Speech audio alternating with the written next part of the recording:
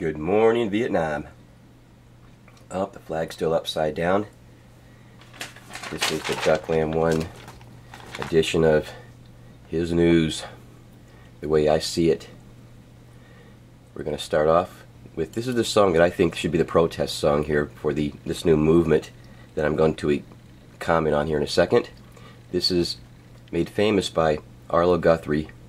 I think it was made famous by Arlo Guthrie, but it was a sort of a protest song back in the 60s. I believe it's on Alice's Restaurant, but this is the guy that wrote it, Loudon Wainwright III, and it's a great song. I encourage everybody, I'm going to only play a clip of it because they'll take my YouTube channel down if I play all of it, but a little second here. This should be the protest song, and there is a dead skunk in the middle of the road, and it's this Washington and this corporate agreements, these corporate marriages that are killing us.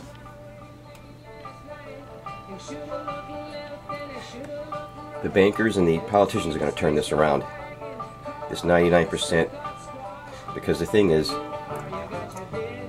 1% still control the food, they control our jobs, they control the governments, and these are things that we depend on, and that's why they're perplexed on the reasons why they're uprising.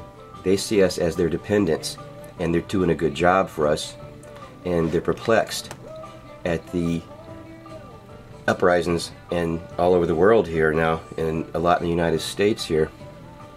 The warmongers in this war society that we now have has been totally engulfed us and taken us over. It started in the 50s, and we are now slaves to this. We can't do anything about it. Look, the 1%, if we start uprising and start smashing and taking their stuff, they'll just leave. They got the money. The poor people in the middle class, so-called middle class, don't have the money to leave. We're stuck. That's why they stick us with the bills. Now I want to talk about this. Obama's free trade deal with South America. Nobody's talking about this. Now the thing is, we remember NAFTA, right? Where does NAFTA appear? We remember NAFTA, we remember free trade with China. It didn't work out too good for us. Now they got the free trade with Korea and with South America, because the manufacturing people here in America want to leave China because they want higher wages and maybe some benefits. Hell, they're not going to go for that. I can tell you what they're going to go for is just simply this. They're going to go for going to South America where the people don't have dirt to eat, and they're going to pay them 20 cents an hour, and these people are so desperate for food they'll do anything for it. You can pollute their water, you can pollute their land, you can kill them with cancer, but they just want food to eat, and that's a freaking shame. And this is what this free trade deal is going to do. It's not going to. It didn't make Mexico any better. It didn't make China any better. It made the rich rich, but the poor are still eating insects on a stick over there in China, and dogs, and you know something, and babies, from what I understand, aborted babies. And well, here we go. Free trade with South America now. I feel bad for the South American people, but here's more jobs going down. So it's going to create 70,000 jobs. Yeah, it's bullshit. NAFTA was going to create millions of jobs. What happened to that? China was going to create millions of jobs. What happened to that? Yeah, Walmart jobs at, part-time at minimum wage. That's what they create. Now, it's very perplexing. It's just perplexing. I'm telling you, it's almost, you just can't understand it. And here is the protesting of the cities. It's all here. Whilst, look, month-long protest. Oh, here, because the talking heads in the media making 300 or 200 to 300 grand a year can't understand this. That the people that don't have food or making 5 grand a year or 10 grand a year are rising up. They don't understand it because we're the serfs. We depend on them. They go to the restaurants where we work. They go to down the streets that we clean. They throw out the garbage that we pick up. We are the serfs. They can't understand. We're dependent on them for our very livelihoods, and they can't understand it. It's perplexing, to say the least. I got to show this. The Leviathan oil fields. Now they're moving some under a lot of pressure from who? Probably Germany, to start operating these fields. Now they've from what I understand, they've already have 2 wells in place, but they moved the rigs off the wells, and they're going to start drilling some more here. But this is from the Stand Up America website, and this is a really good read. It's October 10th.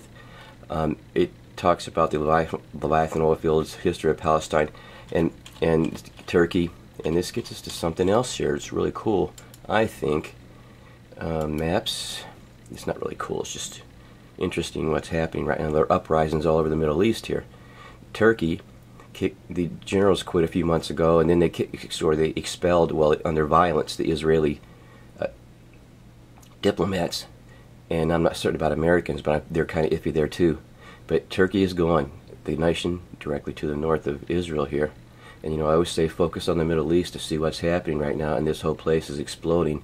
And we haven't heard anything from Oman here, but of course Yemen, Bahrain, and now Saudi Arabia, which I said like 6 months ago, you got to watch Saudi Arabia and Turkey, and everybody was saying, well, Turkey is a bastion of democracy in the Middle East, and they would never, well, they're gone, man. They're over. The Muslim Brotherhood, see, that there is no separation of state between the Islamic religion and the state, because it is the state. The Muslim religion is the state, and there's a couple different religions that are battling it out, and of course the Americans and the British and France people are trying to keep this whole place confused, perplexed, because they want to keep, continue this divide and conquer agenda where that's their basic agenda. I mean, that's their basic strategy for everything, and they have doing a pretty good job. But this religion is going to unite this whole area here. And we have Spain, Portugal going under. We had huge riots in Rome where they beat the crap out of people. It's the whole world. It's perplexed, and you don't understand because it's perplexing. I got to tell you.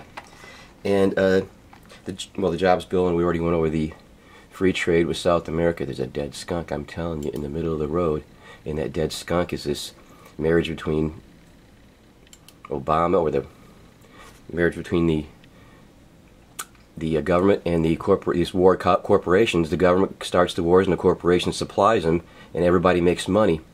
Now, Luke, this is the Bible, okay? Look, I probably have more in common with an atheist than I do a Bible-thumping Christian that's going to go to church this morning for 2 hours, spend the rest of the day drinking and watching football. I don't have anything in common with those people that are going to fly away. But I do have a lot in common probably with an atheist that believe all this religious and these denominations. We have like 450 denominations maybe, and they all believe something different. But I'm not here to teach religion, I'm not a teacher, but I want to. This is from Luke, and this is from the Bible. Yes, this is Luke 21, and Luke was a doctor. He was not a disciple. He was a doctor that followed Christ after seeing, the Christ, Yeshua, kill people. Just think about it. You're a doctor. I think he was pretty much the only man that could read and write that followed the Christ at the time. The disciples was following him and doing his things here on earth, and he's seen people cured of leprosy, and he's probably studied medicine his whole life the best that he could. But he's seen leprosy cured by simply touching of a person, and he's seen people actually raised from the dead, horrible disabilities. All of a sudden they can walk, and blind people that can see, and all this is documented from different people. So I believe he wrote this himself, or it had a protege write it. But this is what he saw. This is the books like Matthew, Mark, Luke. They're all like what their personal experience, what they saw, and the way they interpreted it, what he saw.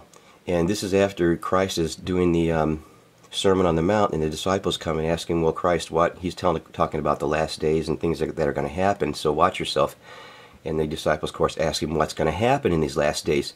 And number 25, Luke 21:25, stands out in my mind a lot. And there shall be signs in the sun and in the moon and in the stars.